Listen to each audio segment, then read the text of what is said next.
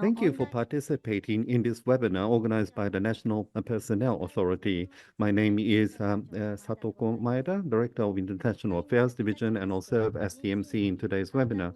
I'd like to make some housekeeping announcements before we start. Today's webinar will be live streamed both in Japanese and English using simultaneous interpretation. Presentation material is provided both in English and Japanese, and you can download them from the webinar page. Please be forewarned that we will be showing the English presentation material during the webinar. The title of today's webinar is Positioning the Australian Public Service as an Employer of Choice, How the Australian Government is Raising the Attractiveness of Public Service.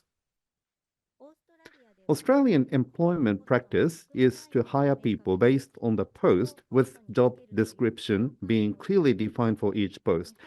Conversely, Japanese employment practice is for organization to hire people and to develop them internally with the responsibilities of each post not clearly defined. As such, the basics of personnel management differ between our two countries. However, we both face a common challenge in securing talented people, and both countries have been implementing various initiatives to improve the convenience for applicants. With the belief that one needs to understand employees in order to attract and retain strong talents, the Australian Public Service Commission has been conducting employee surveys every year since 2012, and has been implementing various personnel management initiatives and proactively communicating the values and attractiveness of public service, utilizing information gained through those surveys. Today, we have with us from Australian Public Service Commission, Ms. Shannon Owen, Acting Director, Future Work Task Force, Ms.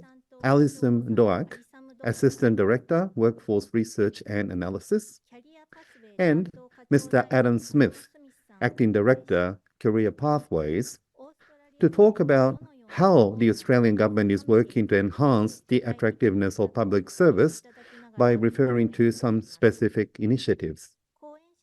The speakers today are participating online from Australia. Today's session is scheduled for about 1 hour until 3 p.m. Japan time. Following the presentations, we have set aside a time for questions. You can use the Q&A form on the webinar page to send in your questions.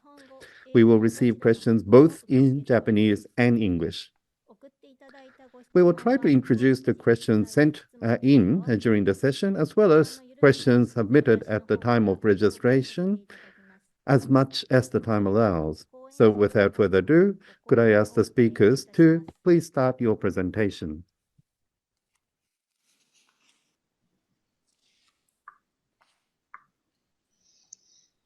Good afternoon. Thank you for the introduction, and thank you for the invitation to speak with you today about the work we're doing to position the APS as an employer of choice. My name is Shannon Owen, and I work in the Future of Work Task Force at the Australian Public Service Commission. And I'm joined today by Alison Doak from the Workforce Research and Analysis team and Adam Smith from the Australian Government Supported Pathways team. Before we begin the presentation, I'd just like to mention some of the acronyms you might hear us say today. We will refer to the Australian Public Service as the APS, and we will refer to the Australian Public Service Employee Value Proposition as the APS EVP. And we look forward to answering your questions after the presentation. Next slide, please. So here's an outline of what we'll be covering today. Alyssa and I will be talking about what we mean by an employee value proposition and why the APS needs one. We'll talk about how we used data and other evidence to develop the APS EVP, and we'll talk to you about our plans for implementing and evaluating the EVP. Then Adam will speak to you about the history of the APS Career Pathways initiative and the programs that exist under those initiatives. Next slide, please. Many of you will be aware of what we mean by an employee value proposition. For those who aren't aware, an EVP is a set of attributes that current and prospective employees perceive as the value that they gain from their employment with an employer. And a well-delivered EVP is a very powerful tool to attract and retain talent. We expect that the APS EVP will highlight the benefits of working for the APS in a very authentic and compelling way. It will address common misconceptions held by potential candidates about the APS's purpose, role, and responsibilities, and convey what it's like to work in the APS. It will act as both a magnet and a filter, so we can attract talented people whose values align with those of the APS. It will also reinforce the employment offer for existing employees and remind them of what they should expect. And it will help current and prospective employees evaluate and compare potential employers when they're making career decisions. At this point, I'll hand over to Alyssum to take you through some of the research we undertook. Next slide, please. Thank you, Shannon. We were looking at developing our APS EVP, but we really needed to begin to explore what it was that what people were looking for in an EVP. So we needed to use a lot of different data sources. What we did was we used exploratory evidence based on process to better understand what our overall EVP landscape looked like. And throughout this time, our main aim was really to highlight the benefits of working in the APS and as in an authentic and a compelling way to our employees and people who would be prospective employees. We really emphasised authenticity, as this is something that is incredibly important to Australians and in turn their trust in our Australian public service.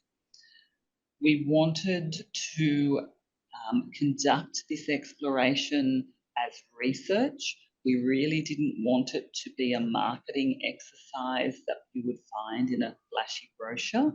And we wanted to listen and bring together the many different views and ideas from different business areas across the APS and essentially all the other stakeholders that are involved with the APS. So we started the project with two main hypotheses in mind. The first one was that the APS EVP was not strong, and secondly, that it was not well communicated. The project itself, we broke down into a number of phases, with each phase informed by data and research and building on the phase before. Through our research, we were very, very pleased to uncover that our offer, our APS EVP offer, is very strong. So our first hypothesis was disproved. However, our second hypothesis, it was correct. We have found that we do not very effectively communicate our EVP. Next slide or next page, please. We essentially explored, listened, and drew evidence from multiple sources, both within and outside the APS. One of our major data sources within the APS is the APS employee census. Now, it is an employee opinion survey that is administered across the APS. It has a very high response rate, and more than 4 out of every 5 employees take part. The census provides attitudes and opinions relating to employees' work, their agency, their supervisor, and the APS, amongst many of its other topics. The survey also captures data about employees' intentions relating to their current position and their plans for staying or leaving the APS. Where employees want to move jobs or move from the APS completely to leave, it also captures their primary reasons for wanting to do this. So it's a very, very powerful tool. It also asks a series of different demographic questions. So we're able to look at all of these things into how people in different diversity cohorts or genders may perceive those areas. Another major data source that we have within the APS, we call APSED. Its full name is the Australian Public Service Employment Database, and it stores the employment data of all current and former APS employees. It's a very extensive resource. It is able to tell us a great deal of things that are actual real evidence. It tells us how employees move through the APS, and it can tell us things like how many agencies people have worked for and the job families or types or roles that they work in. Now, when we were looking at the data sources that we held within the APS, we realised we had a gap, and that was in our new starter information. People who had recently joined the APS, we didn't really have a great understanding of why they had joined the APS or what sort of things brought them to the APS. So we developed a survey that would capture the views and the opinions of employees who had joined the APS within the last 12 months. And this survey focused on areas of pathways, that how people came into the APS and the previous employment experience that they had. We also looked at recruitment and what we call onboarding experience into the organisation, which is essentially people's experiences of how they were introduced into their new roles. We also looked at attraction factors, and those were the things that had drawn people to the APS, why they thought that the APS would be a good place for them to work.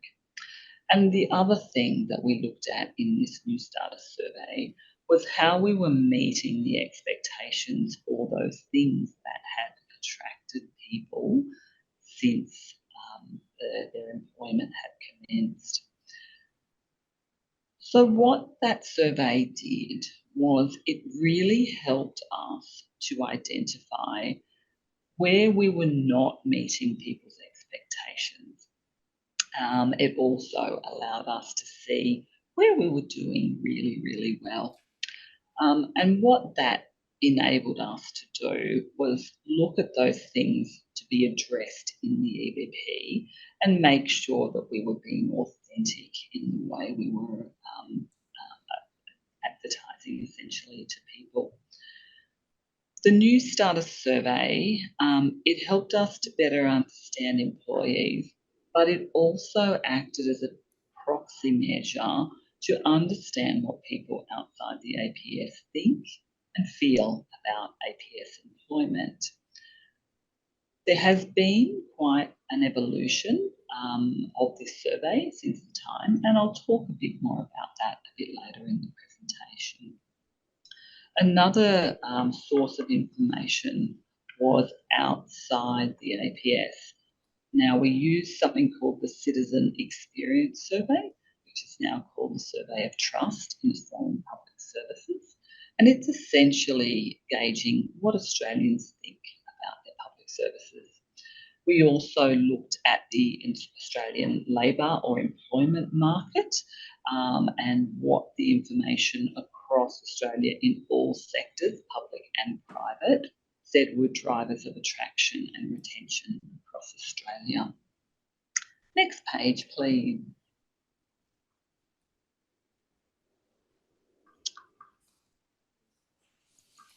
Thank you.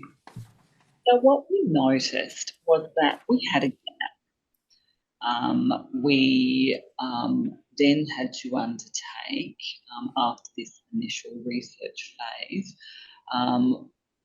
some extra research, because we realised that we had a lot of data on what current employees thought and felt about working in the APS, but we really didn't know a lot about public perceptions and awareness for people outside of the APS as an employer. And that essentially those people were our prospective employees that may very well be extremely good employees in the APS, but just maybe didn't know about us. So we conducted external market research with a consultant provider. Essentially, the key of this exploration was that a lot of people didn't know about the APS, and they don't consider us when they're looking for jobs. When given more information about the APS, most said that they thought the APS was a good employer and that they would definitely consider applying for a job in the future. Our research also found that people thought it would be hard to get a job in the APS.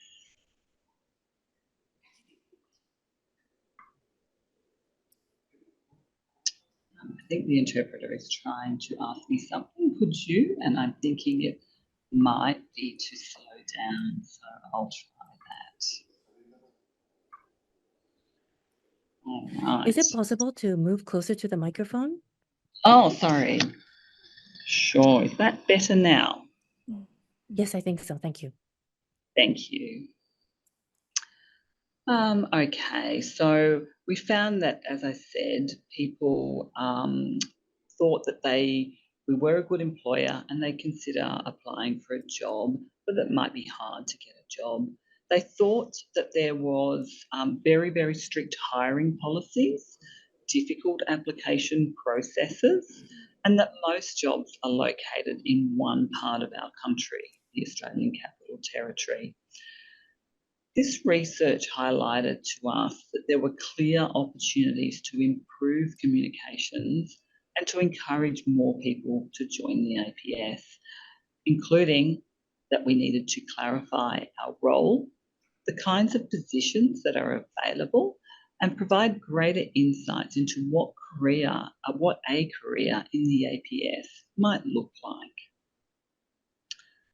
So essentially, we needed to put all of the data together. So through this comprehensive data analysis, we identified some main drivers of attraction and retention, of which 5 key components emerged.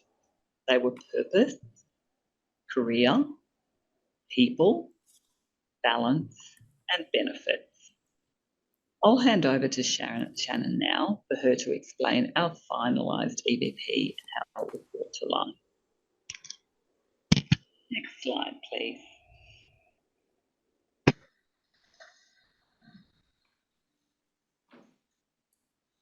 Thank you, Ali. So as Ali said, we used all of the insights that we gained through our research activities to finalise the APS EVP. You've heard us both mention the importance we placed on ensuring that the APS EVP is authentic, and this means being sure that we can deliver on what we promise in the APS EVP. So we got together a range of APS employees to test our findings, to listen to their feedback, and gather some of their personal stories, which really bring the elements of the APS EVP to life. Of course, we wanted to hear the things that they value but we also wanted to hear the things that they find challenging about working in the APS. So it was important that we provided a space where people felt safe and comfortable to share their stories. Many of those stories are reflected in the final EVP, which is displayed on this slide and is also available now on the APS Jobs website. So this builds on the 5 themes that Ali mentioned before and is supported by those employee stories. The APS Jobs website also has more employee stories, including a video compilation. And these stories are powerful and add so much meaning to the themes that emerge through our research. For example, one employee speaks about how much she valued the support, encouragement, and flexibility she received from her agency during a long period of illness. Another talks about how important meaningful work is to him and how much satisfaction he derives from making a positive impact on his community. I encourage you to look at the APS Jobs website to read some more stories like this. But for now, I'm very pleased to share with you the video of employee stories. So please play the video.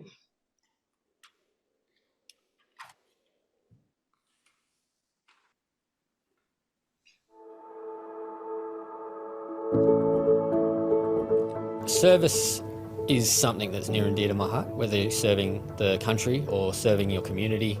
I like knowing that I'm a part of something bigger than myself. It's a really rewarding environment. You get to work with some inspiring people.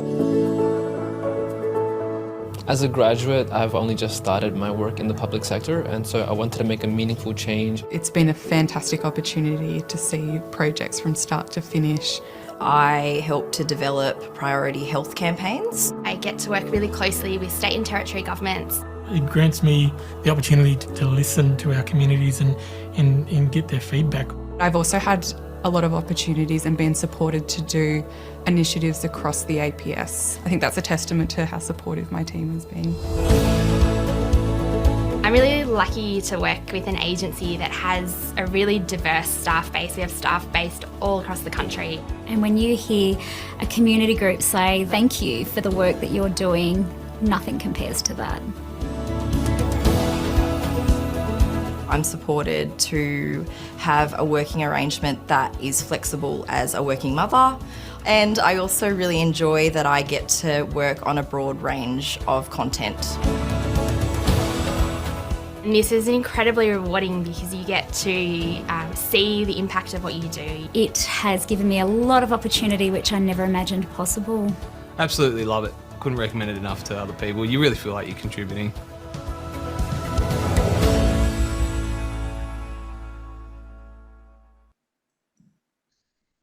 So as you can see, our EVP has been launched and implemented, but it is far from the end of our journey.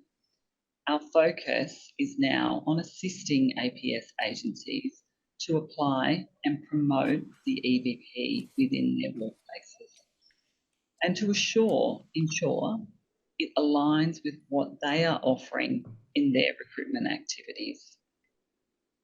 To do this, we will continue to use our data sources to monitor and evaluate the EVP to ensure it remains current in the labour employment market and to be sure that the APS is delivering on the employee experience that we promise in our EVP. This means continual iteration and adjustments to our data collection methods to make them multi-purpose. For example, we began the New Starter survey in our exploration of EVP. Our New Starter survey has now evolved over time and continues to provide data to evaluate our EVP, but it now also offers agencies their individual detailed information that they can use for different purposes within their agencies. I think what we want to say here is that the common thread across all the things that we have done in creating our EVP is that we have used an evidence-based approach that uses data across everything. So that concludes the EVP component of our presentation today. I'll now hand over to Adam to talk to you about the career pathways into the Australian Public Service. Thank you.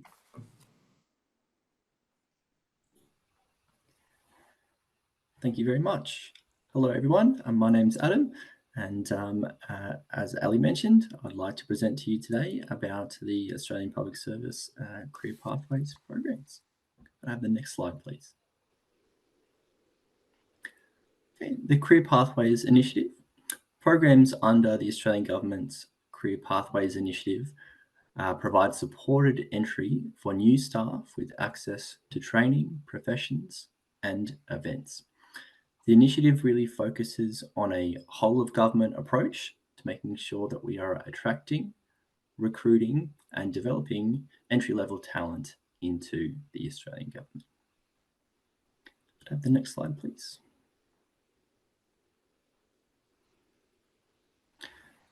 So I'd like to talk to you about the journey that the Career Pathways Initiative has undertaken so far.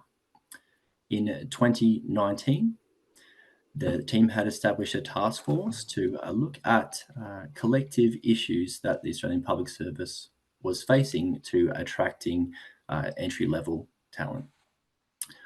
Some of the key findings as part of that process were that we were presenting quite disjointed, and it was a little bit confusing to potential applicants to understand the types of entry-level programs that existed within the Australian Public Service.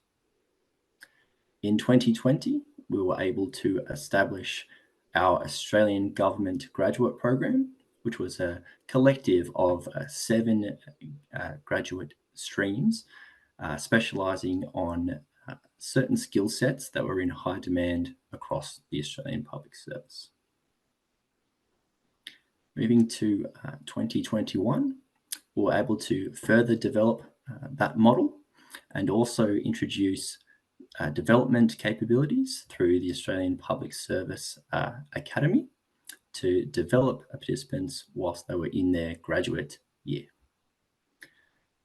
Moving through to 2022, we were then able to further establish the model to include programs for all members of the Australian community, not just specific to university graduates, but also other areas of the community. So, for example, students in the Australian community which might be undertaking vocational qualifications.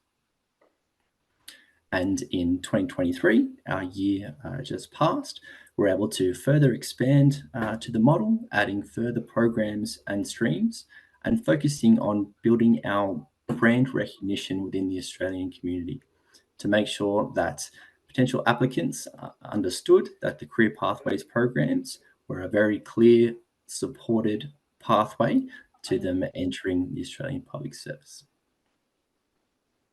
If I could have the next slide, please.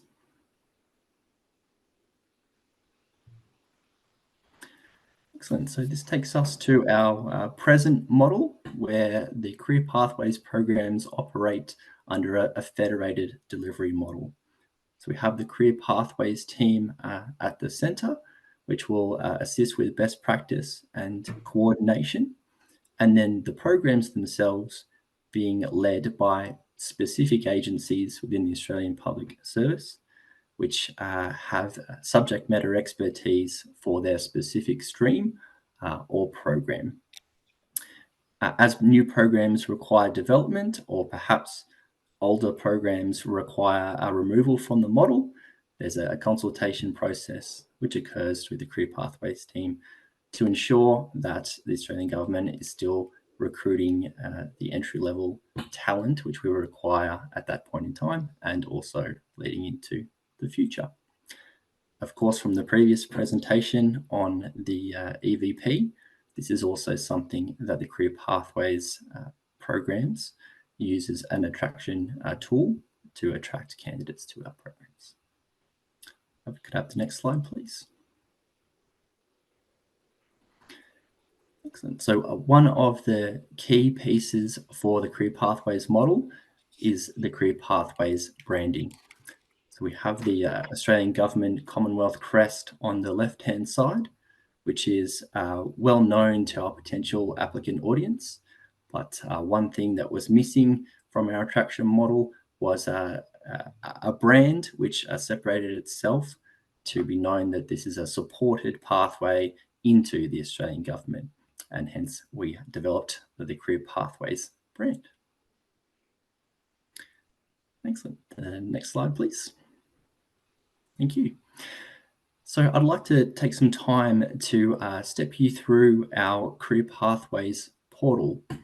This is the first point of contact where members of the community will land to self-select a Career Pathways program that is most relevant to themselves in their own eyes. So on the initial landing page, we have a video quite similar to the EVP video, which you have just seen a moment ago. And we also have the functionality for interested participants to register their interest in any one of the Career Pathways programs so that they're well informed throughout the process of when applications may open or be closing, or when we have a new program or added to the model, or perhaps an older program removed from the model. Okay, if I could have the next slide, please. Excellent. So further into the site, as I referred to earlier, these are the main tiles of which we allow members of the community to self-select which might be the appropriate program for themselves.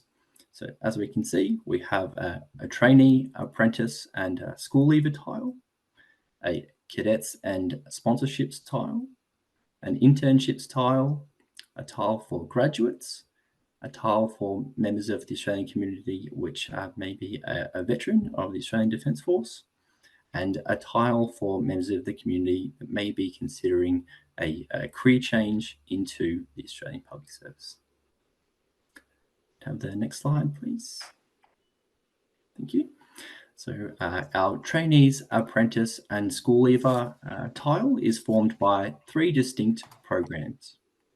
The first is a program which really targets Indigenous members of the Australian community.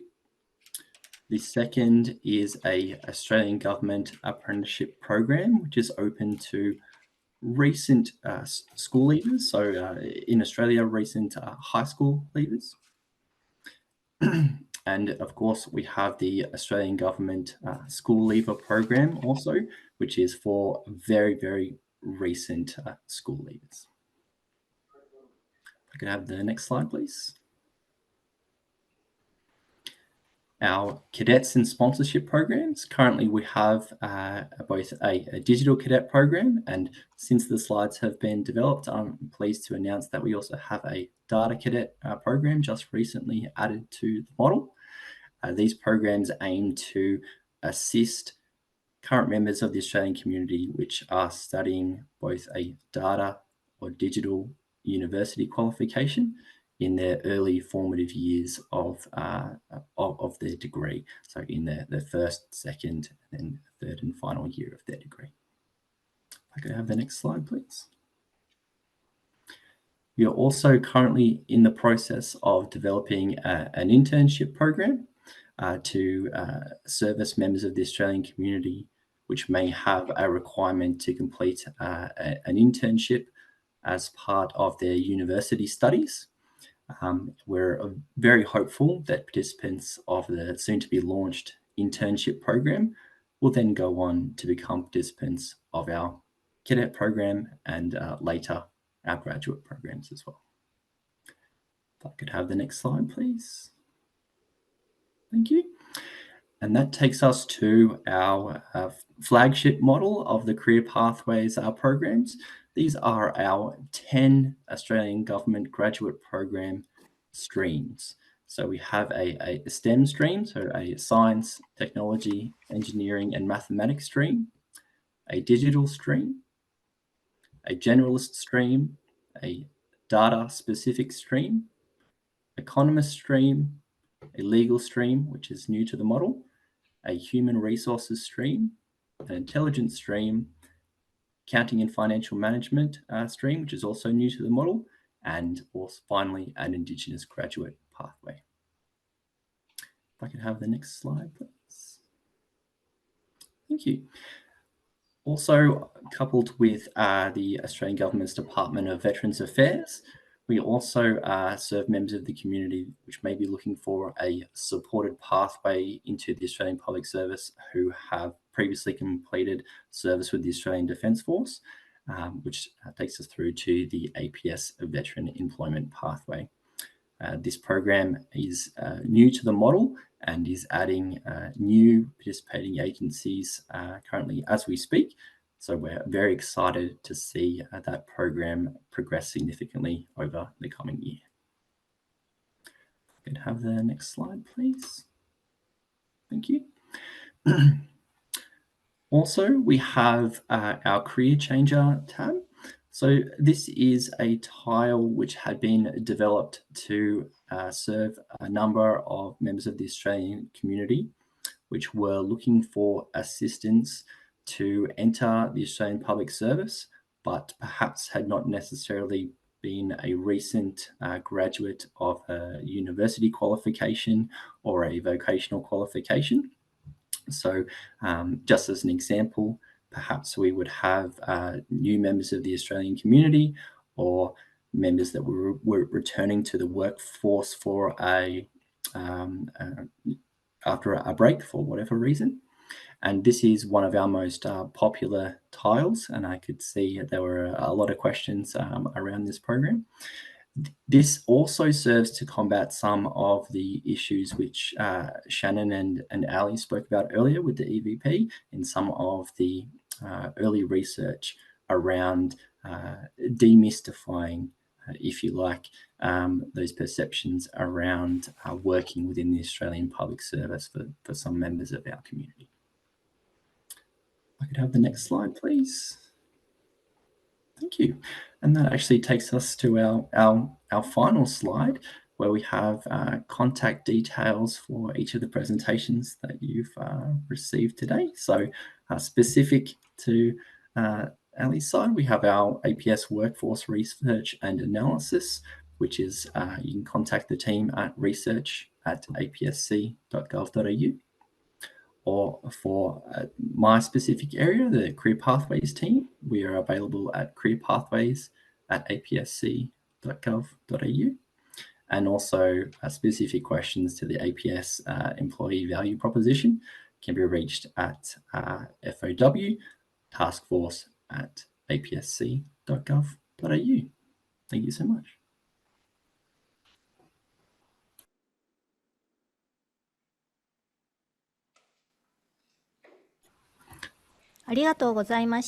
Thank you very much.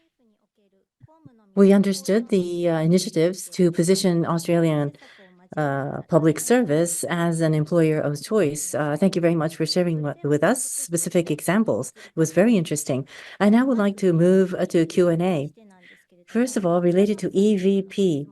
This is a question to Shannon-san. Regarding EVP, within APS and outside of APS, what were the efforts that were being made to promote EVP, both inside and outside the APS? And do you cooperate with other organizations as part of this effort?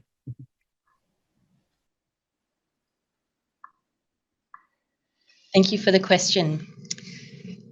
We launched the APS EVP in November of last year, and that was a soft launch.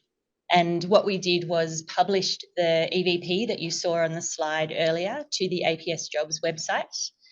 We also updated the APSC website and communicated across the APS to all HR and communications teams to let them know that the APS EVP had been published and provided them with some assets and communications tools that they could use to promote it within their agencies.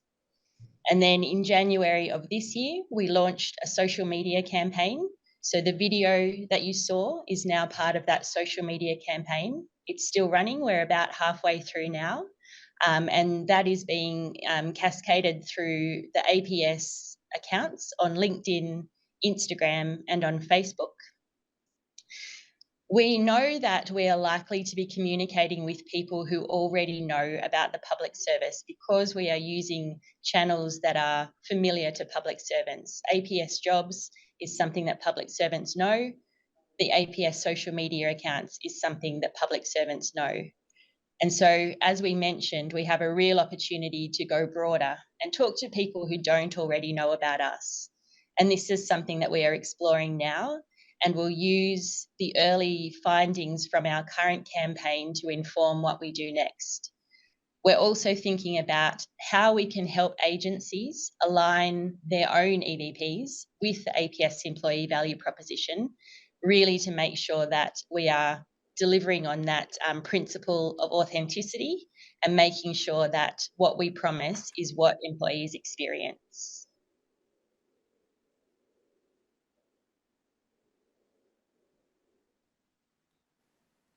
ありがとうございました。 Thank それ you. では次また EVP に And next is also a question related to EVP, and my question is to Alison. And I think you will be evaluating the outcome of EVP going forward, but from what indicators and perspective are you trying to evaluate its effectiveness? Some aspects are difficult to measure numerically, such as increased sense of belonging or skill development. Of course, thank you. That's right. It is difficult to understand what are the key things that we will need to evaluate. So firstly, I think I'll answer the first part of your questions about the different indicators and perspectives that you are trying to evaluate. We are trying to evaluate. So we will continue to use the methods that we have discussed here, but in saying that, we will also continually evaluate the EVP itself to ensure it remains current within that labour and employment market, so that we can be sure that we are delivering the employment experience that we have promised to employees. The best way for us to do this is via the data sources that we have already told you about today, primarily the APS employee census and the new starter survey. These will help us monitor employees' perceptions around our EVP, and it will also tell us their employment intentions. We can also look at these perceptions and intentions across different age cohorts and diversity groups. So we'll be able to tell if our younger people feel different to those in older age groups, and maybe also our Indigenous First Nations employees and other background, people of other backgrounds. The other thing is APSED, our APS employment database. It will assist us to monitor and track the actual retention and the movement of employees across our many different APS agencies.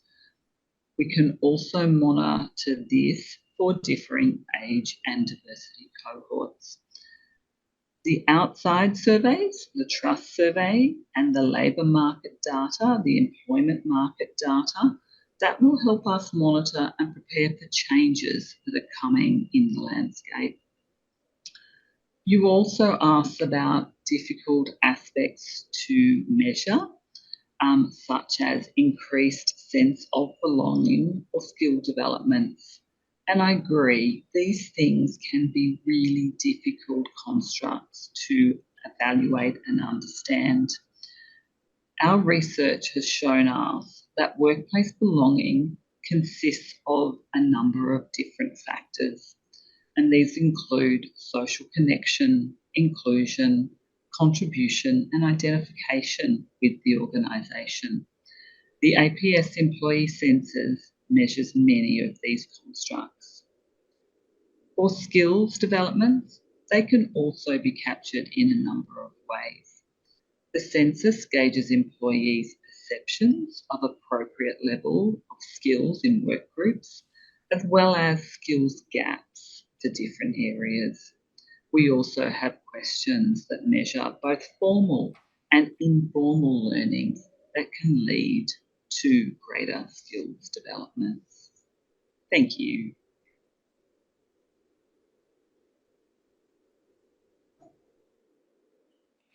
So let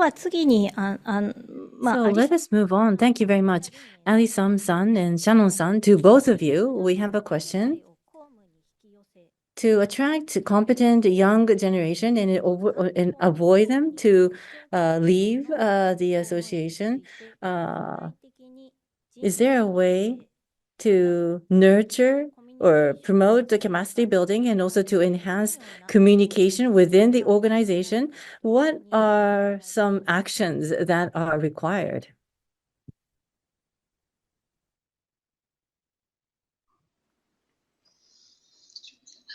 Can I just clarify with that one? So you're looking to understand for younger employees the actions that we find are effective for communication, is that right?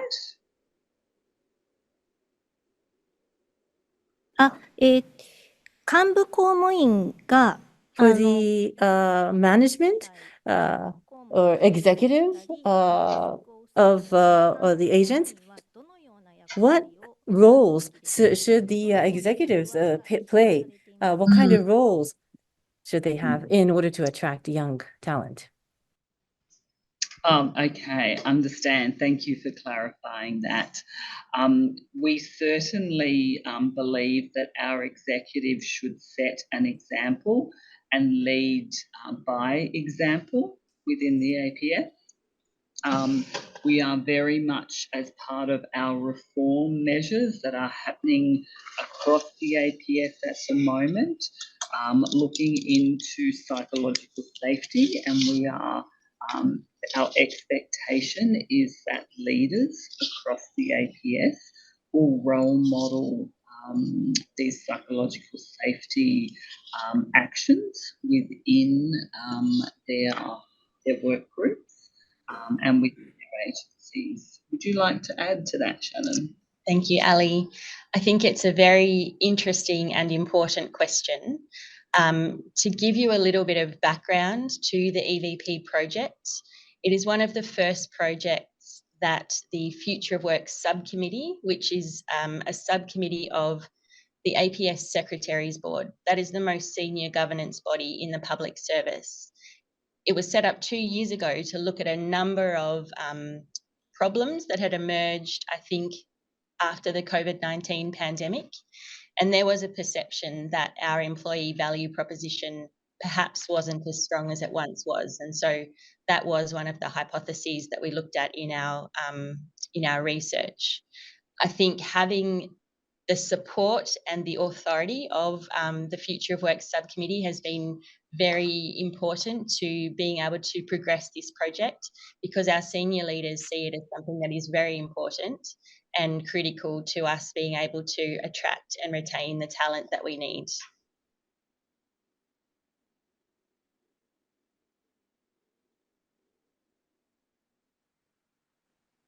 Thank you. So next question is to Adam regarding career pathways. And so for those employees from private sector coming into the public service, in order for them to get used to the new environment, I think it's important that they need to be evaluated there fairly. And so do you have any specific support like training that you provide for those people who come from the public, from the private sector? Some specific examples, please. Yes, thank you very much for your question. And yes, we do. So the Australian Public Service has a wing that delivers learning and development courses, which we refer to as the Australian Public Service Academy. And this focuses on the development of Australian Public Service craft for all employees. So we refer to Australian Public Service craft as encompassing the core capabilities that Australian public servants need to deliver great policy and services.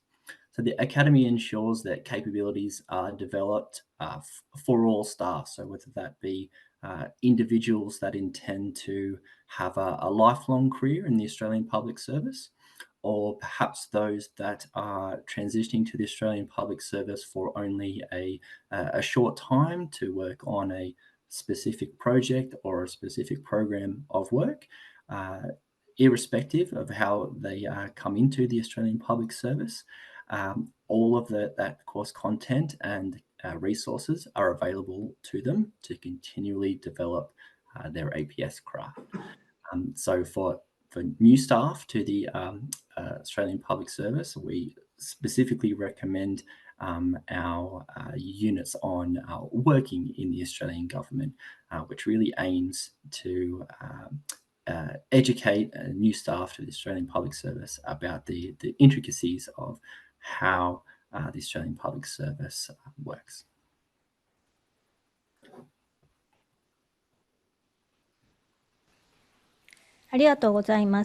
Thank you. In Australia, mobility, liquidity of talent, I think is high mobility of talent. But by working for many hours, how do you maintain specific organizations and tasks requiring highly specialized work that can only be acquired through long-term service? Thank you so much. That is a fantastic question, and you're absolutely right. Certain roles will take a long time to develop that specific experience to remain within those. And there certainly is a trend, particularly for new staff coming into organisations to want to be mobile in their careers and undertake many different roles. The Australian government recognises this, and one of the key things that we do to ensure that staff continue to be fulfilled within their roles, but at the same time ensuring that we're not losing those key skill sets. One of the key things that we do is ensure that Australian public servants have the opportunity to undertake what we call mobility to develop themselves. So how that works, employees will move roles temporarily to learn new skills or experience a new environment.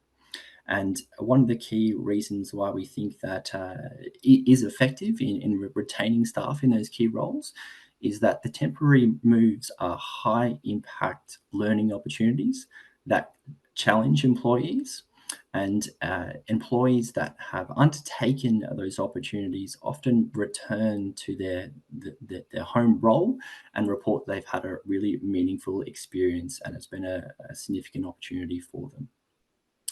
The second key thing that we do in this space, we also have what we refer to as surge reserve opportunities, which are opportunities for the Australian Public Service to develop a reserve workforce, enabling them to provide an opportunity for employees to contribute towards withstanding and recovering from major disasters or emergencies. Those particular opportunities resonate quite strongly at the heart of Australian public servants, given that they have the opportunity to directly serve the Australian community. Thank you. Thank you. Next question is related to EVP again. Long working hours for national public employees are an issue in Japan. Can you provide any examples of how the Australian government has improved the attractiveness of the APS by improving the work styles of APS employees? Long working hours also a problem in the APS.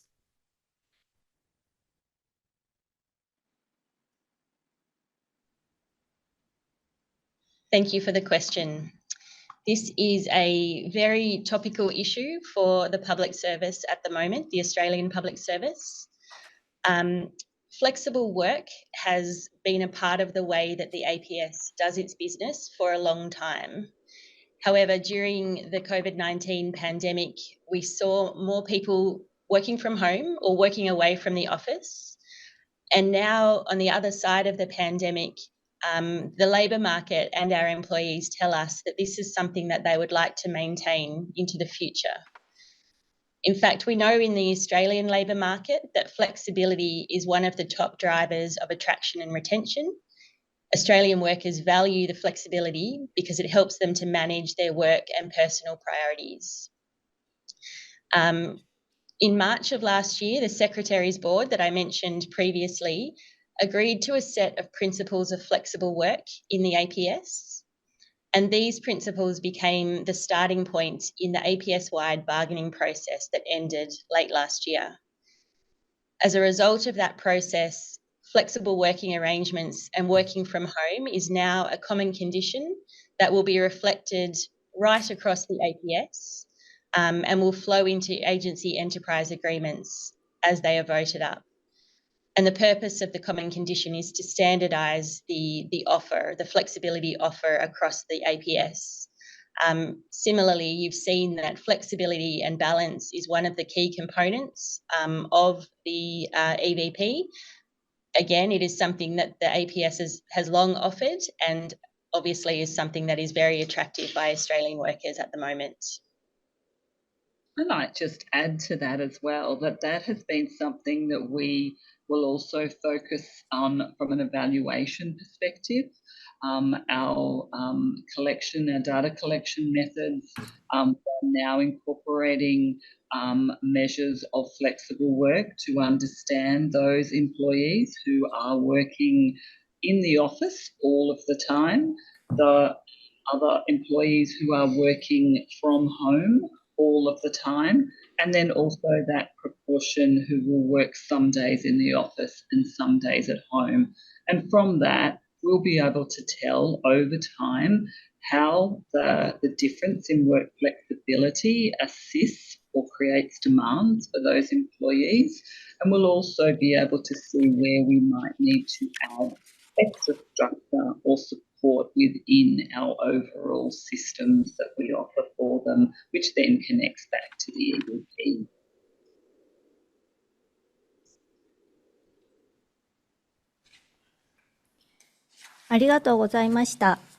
Thank you.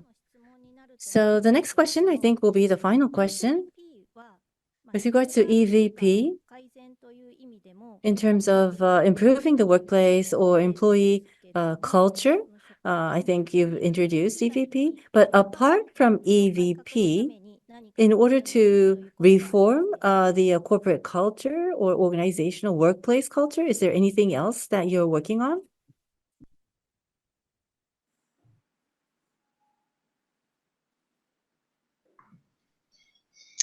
Thank you for the question. The Future of Work subcommittee, which is the subcommittee that my team supports, has a very broad and we say ambitious work program. And many of the initiatives on that work program are attempting to address some of the emerging issues that we've seen recently in the workforce and I guess in the labour market more broadly. So as well as the EVP, the subcommittee is looking at things like our hiring practices. How can we do better and make it easier for people to join the public service? Looking at things like a strategic commissioning framework, which is about making sure that core work, the kinds of work that Adam referred to previously, is done in-house by public servants and not by external companies. Looking at things like a location strategy, so helping the APS broaden its approach to attracting talent and making sure that we can do that across the nation. And also, did you want to speak about? Yeah, so one of the other things that we're doing as part of the APS reform agenda is implementing psychological safety practices within our APS workplaces.